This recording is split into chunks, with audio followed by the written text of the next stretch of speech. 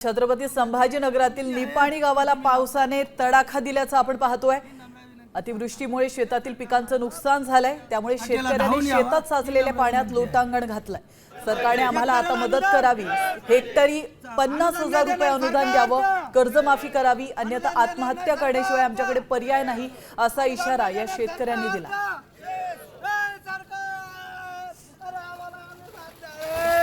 शेतकऱ्याला वाचाले, अरे बाबा शेतकऱ्याचं सगळं नुकसान झालं, आता शेतकऱ्याला काय करावं? आमचा जीव वाचवा, शेतकऱ्याला वाचवा। शेतकरी वाचला तर शेतकरी सरकारला वाचे। सरकार आमचं आता सगळं पांढरा सोनं हे पाठीतून झालंय, सगळी काळे बोटं पडलेले, आमची कपाशी सगळी पाण्यात गेलेली, आमची सोयाबीन पाण्यात गेली, आमच्या सगळ्या वावरात पाणी झालं।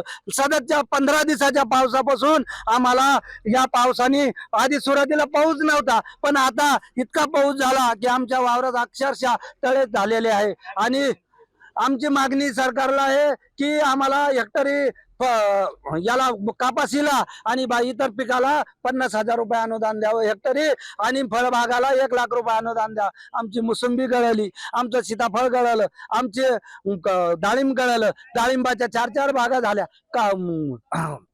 कापसाचे सगळे बोंड काळे झाले। आणि आता आम्हाला सरकारला विनंती आहे की आम्हाला लवकरात लवकर मदत जाहीर करावी, नाहीतर आमची दिवाळी काळी होईल।